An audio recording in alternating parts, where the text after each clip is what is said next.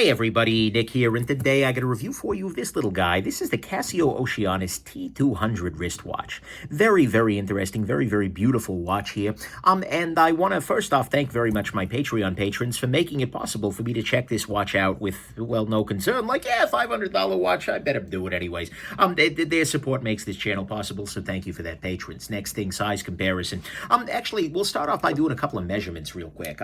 Right here we can see that the overall width on this guy is around 40 millimeters, depending on exactly how you want to measure. The lug-to-lug distance, which tends to be very important for people, is someplace in the 48 to 49 range, which is a very nice, relatively small lug-to-lug length. The overall width on this guy is coming in right at around 11 millimeters, which is not really going to hurt you too much. And then the width of the band here is coming in right around 20 millimeters, and that's a great thing. So, size-wise, it's actually a very nicely proportioned watch.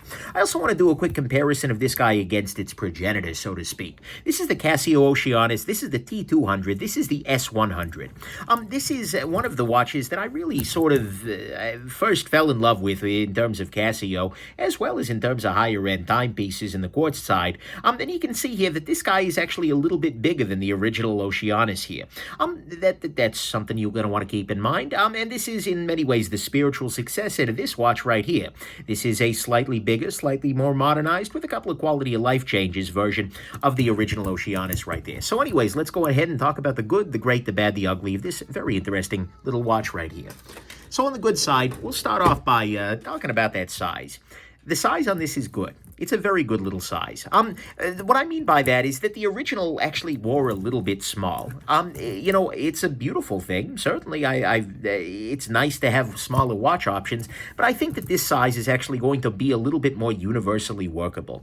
There are going to be more people whose wrist works well with a 40 millimeter than a 39. 39 can get to be a little small for some people. It works well for me, but keep that in mind. Next thing, this is using a very nice movement. In case you can't tell from the fact that the second hand is ticking along, this is a quartz movement. More specifically, though, it is the Casio Tough Solar Quartz movement.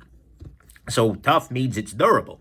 Generally speaking, quartz movements are more durable than mechanicals, but this one is actually really built for durability. It's also going to be accurate because, again, generally quartz is more accurate than any given mechanical, even a high-end luxury mechanical. But nevertheless, so it's going to be very accurate, and this one actually synchronizes, so it's even more accurate than that. Also has a very long power reserve. If you throw this guy in a drawer, it will go into a power save mode where the second hand will stop ticking around.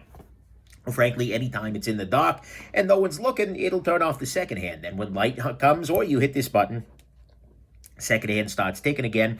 So there you go. Nevertheless, in that mode, in power save, it has about a 2-year power reserve. The thing is, let's say you run out of power, it'll just put all the hands right up at the top there at 12. All you need to do is put it in a freaking window, set it out on the freaking deck, and the sun will actually recharge it back up there, which means that you don't actually have to worry about battery changes. There is a chance that many, many years down the road, 10, 15 years potentially, you will have to get the capacitor in there replaced, the battery, well, rechargeable battery, whatever. But the thing is, that's 10 to 15 years down the road, and that's kind of nice, right? And you've saved a bunch of money by not having to pay for new battery installs every so often, so that's very, very good. Then the final thing on this movement, it has a perpetual calendar with a daylight savings time adjustment built into it. That is a very, very nice thing. Next thing, this movement actually has a very easy travel mode. In addition to being able to adjust the hour hands by actually modifying them in this way by hand, you can actually link this guy up to your phone using Bluetooth, and then it'll just follow the location of your phone, which is actually kind of a cool thing. I like that very much. But anyways, it's very, very easy to travel with this watch because it's very, very easy to reset this watch as you're traveling. And it will automatically reset itself. You get off the plane, you catch a cell phone signal, it's problem solved. So I like that very much. Next thing, you will notice that the hands on this little watch here are, well, actually you can still see it. The second hand here, as it adjusts itself to whatever new time zone I've just put it in, is going to be hitting every single marker here. The second hand hits every mark, and it points directly at it. And unlike a lot of watches out there, this is actually correctable. In case the watch gets jolted or a magnetic force acts on it, you are able to actually recalibrate it such that all three of the hands are perfectly aligned. It's a relatively straightforward procedure. You can do it, and in that case, it's completely fixed. And so that's great. Not only is it something that is always pointing directly at the indices, which is a nice little quality of life thing, I guess, or at least quality of movement thing, you can fix that even if it goes a different different way. Next thing, the bracelet on this guy is quite nice. What you can see here is that you've got these kind of polished links down here, like this little area right here is polished. A little dirty at the moment because, you know, I've been wearing it, but still, so you get these little polished parts of the links here. But it's a good bracelet overall. It has some good flexibility. It's got a good fair amount of adjustability. You can see here we actually have 2 half links, and I've installed the 2 half links because them together are very slightly longer than one whole link, so that's kind of a cool thing. But that gives you a bunch of flexibility, both in terms of positioning the clasp on the bottom of your wrist, but also in terms of lengthening the watch properly. Every watch should come with not only 1 half link, but ideally 2 half links that add up to more than 1 full link. So I think that's a very, very nice thing. And then finally, actually not finally at all, I got a whole bunch more stuff to talk about. Next thing, this guy is radio controlled. What I mean by that is that you can actually turn this guy and you can have it listen for the atomic radio signal overnight. It's actually using a bunch of the different radio broadcast towers all around the world there, in the US, in China, in Japan, in Europe, all of those different towers it listens for, and it will synchronize to atomic time overnight. But in addition to having the radio control, it also has a Bluetooth feature where you can actually use this guy to, you can use Bluetooth to sync this watch directly to your phone. So not only is it setting the watch to the time that your phone is pulling up based on your location, but it's actually doing it a little bit more precisely. It's not just looking at the phone and saying, oh yeah, it's 3:24. No, it's using an atomic signal basically via the phone to correct this guy exactly. If I sync 2 watches up, because I actually now have 2 of these watches, this is the Oceanus S5000C, if I sync these guys up directly, the second hand will actually be exactly synchronized as it is actually roughly right now. So it's not just a section, or not just a question of like what time is it on the phone, but it is a direct synchronization with the atomic time. That's kind of a nice thing. It also connects to that phone app, which can show you things like charge level. You can adjust the time zone setting, and you can even page the phone. If you hold this button down for 5 seconds, and I would do it, but then it would page my phone that is filming this right now, and that would be problematic. But you would actually make the phone play a loud tone if you hold this down. That way, if you lose your phone, you're wearing your watch, hey, I can solve one of them problems, right? So that's a beautiful thing. Is this Bluetooth functionality crucial? No, absolutely not. And I can see many people owning and loving this watch for many years without even having a clue what the phone app is doing. And I'm using this, by the way, with an iPhone, but I think they've got Android apps as well, the Oceanus Connect app, but this actually is future-proofing, because a couple of times now the various politicians have floated the idea of shutting down the national radio atomic clock signal for some stupid reason or another, to save money, I guess, but whatever. Anyways, in case they shut down that radio transmitter, this guy can still sync to atomic time on a daily basis. And in fact, this guy will sync around 6 times a day, as opposed to this guy which synced only once. Not that there's actually any difference between 6 times a day away from atomic time. By the way, look at them beautiful synchronizations right there. Oh, yeah, that's good. Anyways, I digress. But anyways, to make sure even if your local transmitter shuts down, you don't care. So it's not a smartwatch, but it's just a little less dumb than some. Then finally, or actually not quite finally, the price on this guy is $500. Now look, this is a lot of money. And already I hear people in the comments, $500 on a quartz watch, you bourgeois bastard. What do you think? That's fine, whatever. But the thing is, that's a lot of money, but it's really not that much money if you compare it to a mechanical watch out there. There are so many mechanical watches that are so much more expensive than this guy. It's just not even freaking funny. And so the value here is very, very real. Even if it is a relatively expensive watch in the grand scheme of like watches, well, in one grand scheme of watches, it is certainly not that expensive relative to the mechanicals out there in the world. And so there you go. And then finally, on the good side, this actually has a few important quality of life improvements relative to the original watch right here, relative to your original Oceanus. One of those is the fact that the bracelet is actually swappable. This little part here just comes off. You can see here it's got spring bars and everything like that. So if you wanted to, you could put this guy on a leather strap and it would work beautifully. Or you could put this guy on a NATO strap if you're that kind of person, whatever. That was a really strong judgment. It wasn't supposed to be. This guy has the Bluetooth, but and that means if the atomic clock signal shuts down, you don't give a crap, which is nice. The crystal on it feels a little bit less reflective. part of that is just because it is a flat crystal, as we can see right here, rather than a domed crystal, as we can see on this little guy. But it does feel like it's a little bit less reflective, and that's nice. You do lose the city chapter ring. So you can see on the inside there, you got UTC, RAI, Fen, Rio, New York, whatever. You lose that. Some might argue that that's a nice thing. It's really not super obtrusive here, but it's no longer there. And it feels a little bit more refined. One of my biggest complaints about the original Oceanus, particularly with the blue polished edges, is that there was a little element of toy-likeness to it. It's a beautiful watch, but it definitely had a more kiddie aesthetic, in my estimation. This guy feels a lot more like a high-end watch. I mean, you take a look at this, and there were elements of this that feel like a Rolex Perpetual, Oyster Perpetual, or something like. I'm not saying it's a Rolex. Don't go, Rolex heads, don't go crazy on me. I'm just saying it feels like it borrows cues more from the jewelry watch tradition rather than from the Casio tradition, if that makes sense. Some say it looks a lot more boring, but I think it's a good kind of boring, and this ends up feeling like a much higher end jewelry piece than this guy originally did. And so I think that overall there are some very nice improvements relative to the original, even if the original is still a great watch. So to me, all of that is the good. Oh, man, 11 minutes in. It's got a quality of life improvements from the original, $500, Bluetooth, radio control, very nice bracelet. The hands hit every index on there. Travel adjustments are very easy, especially with the phone thing. It's got a long power reserve. It's durable, it's accurate, and it's got a very nice size. All right, on the great side, now we're here. We can actually talk about the finishing on this watch. The finishing on this watch is great. To start with, if we take a look here, we can see that the indices on this guy, that is the little pieces here that show the hours, each one of them are applied. They are sitting there on top of the face, and so there is actually some three-dimensionality to them, as we can see here. That is a beautiful thing. And in fact, in some places, they actually even appear to hover out over which is just really good. It's got a lot of three-dimensionality to this dial, which is great. The dial itself is actually a sunburst dial. It doesn't really show up that well in pictures, but I'll try and use this external light here to show you, especially when you get this guy out in the sunlight. It is absolutely good to go. I really do like that sunburst. That was a really pleasant surprise when I got this guy, put it on the wrist, and walked outside. It was like, oh, it's not just the flat black like you see on this guy.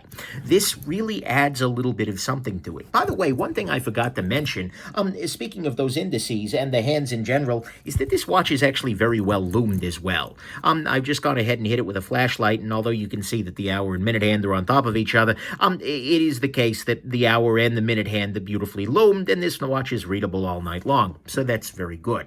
But you have this beautiful polishing on the case in general. You can see here that these rings around the outside here, sorry, everything's greasy because you're touching it, right? But you got a beautiful polish on the outside here, nice polish again. Just overall, the case finishing is very, very nicely done with the Oceanus logo right on there. It's very, very nice in that way. You have this nice blue ring around the crystal here, such that the crystal edges always look a little bit blue, which complements the blue dial and the blue logo very, very nicely. The crystal on this guy is really nice. It's a sapphire crystal. Can't argue with that. The hands themselves, if we take a look here, let me adjust the hour hand so it's out of the way. So the hands themselves are actually bent. It's not just a single flat hand, but instead, as we look here at the reflectivity of it, the hands themselves actually have two different facets to them. And all of this combined means that even in low light situations, the reflectiveness of these guys, putting aside the lume, the reflectiveness of both the hands as well as the indices here give you a pretty good readability of the watch, even when there's relatively little ambient light. If you can find any light source, you can probably read this this watch, even without the lume on there. And that's a great thing. The bracelet is very nice with these polished areas down in the middle here. And even the clasp feels pretty reasonable. Honestly, this watch feels like it is just way better finished than anything that you see, frankly, in this kind of a price range. For $500, you are comparing it to watches like this. This is the Seiko Samurai. This is a very, very nice watch. There's a lot of really nice stuff to it, but at the same time, in terms of level of finishing, if we look at the indices, we look at the hands here, it's just, this is in a fundamentally different world in terms of finish level relative to this mechanical here. Certainly, you're paying a lot more money for the mechanical movement here, but this is just way better finished for roughly the same price point. You can be happy with this even if you you are oceanal retentive, huh? And it's better, it's really good, even relative to the quartz competition. Like Citizen, I don't feel like is here yet in terms of the finishing. And so even though this is just a $500 watch, he says insanely, and even though Casio certainly can go higher end with finishing, if you go to their even higher end pieces, this is really, really impressive. So to me at least, the finishing on this guy is 100% great. And that is the great. On the bad side, to start with, the bracelet is pinned. What I mean by that is that you need a pin pressing sort of device to be able to get these out here. Unlike most reasonable bracelets these days, which are actually using screwed down links, like for instance, this Omega Seamaster here. You can see here, this is actually using screws. That's just better overall. I'd rather not be pressing out pins any day of my life. And if you lose the little collar there, it's unpleasant. So, guys, it's lazy. You can do better than that. Just use screws, okay? Then the other thing on the bad side is that this has moved from being a all-titanium watch, as the S100 was, to being a steel watch. And as a result, it is a little bit heavier. Mind you, it's not a big watch, so it's not all that heavy, but it is definitely heavier. If we look at this guy here, and I actually put this guy, well, I just weighed it in reverse. Tear my scale real quick here.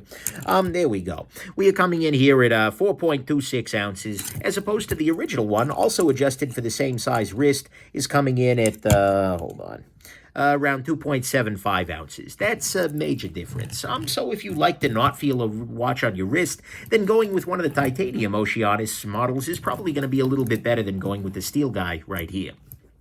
And so that was a little bit of a disappointment to me. I love titanium watches, and so knowing that this guy was not a titanium watch anymore was a little disappointing. Is it the end of the world? No, and it's actually relatively lightweight. I mean, if we put it up here next to a very heavy watch, this is my Omega Seamaster here. You can see here, this guy is coming in at 6.04 ounces, again, adjusted for the same exact wrist. It's not that heavy, but it's definitely a little heavier. So to me, that's what's bad here. And actually, one other thing I will point out that is bad, that some people are bothered by, if we take a look here, we can see that although there is loom on the hour and minute hand, as well as each of the indices, there is no loom on the second hand. What that means is that you can't tell whether the watch is running overnight. At some level, that makes a lot of sense, because the hand actually stops late at night anyways, because, well, it needs to, right? Because that's the power-saving mode, but at the same time, that might bother some people if you're going diving with your Oceanus.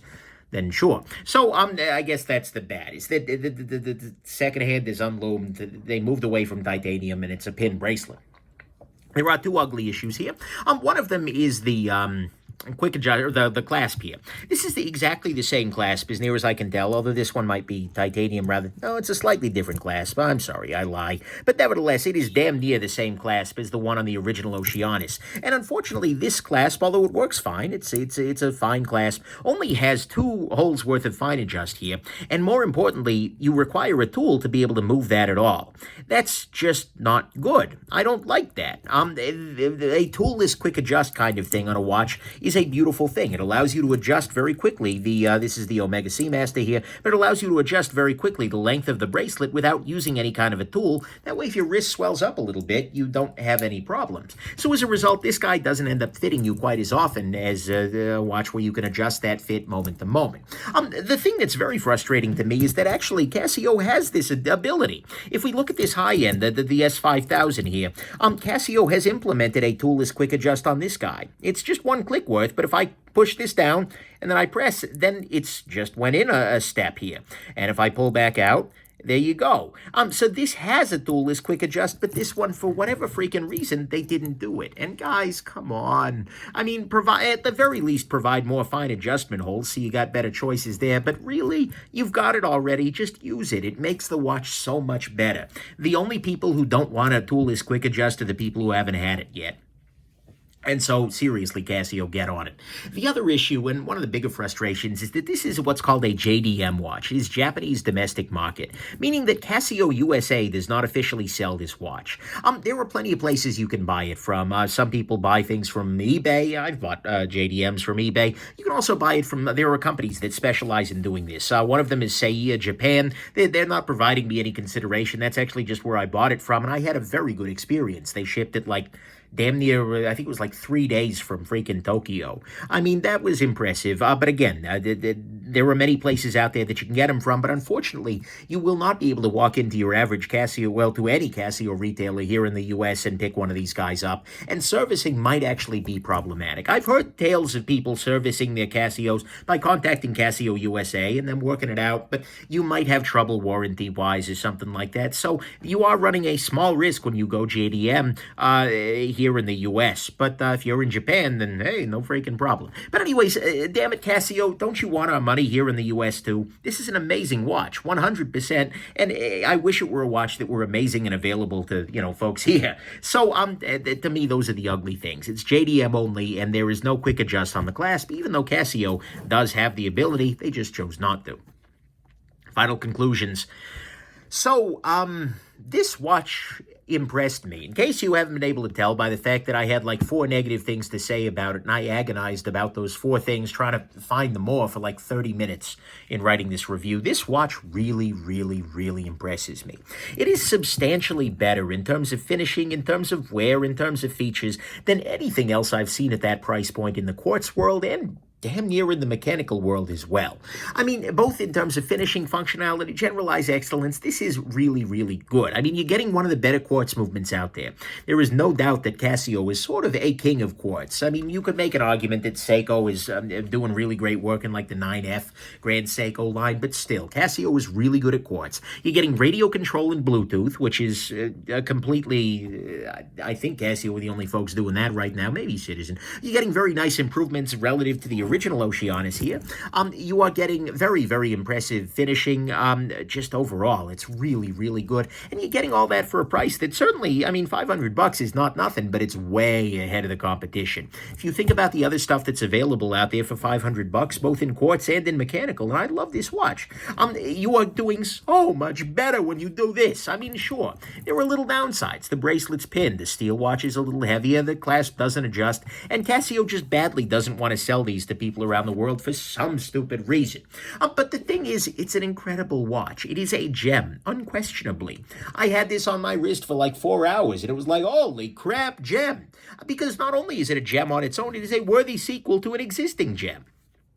This remains an amazing watch because of the lack of quick adjust and because, it doesn't necessarily, there are elements of the style I don't care for as much. I think this will actually probably replace the original Oceanus in my collection. If not, this guy will. I don't know. Either way. But this is a really, really nice sequel to this already amazing I review a lot of knives. This really, really amazing watch. And it is a watch that actually made me reconsider what Casio was capable of. This is a watch where I thought, wow, if they're able to finish this well at $500, I wonder what happens when you go completely insane and pay them, say, $1,800 and go to their high-end stuff. Keep an eye out for the review of this guy a little further down the road.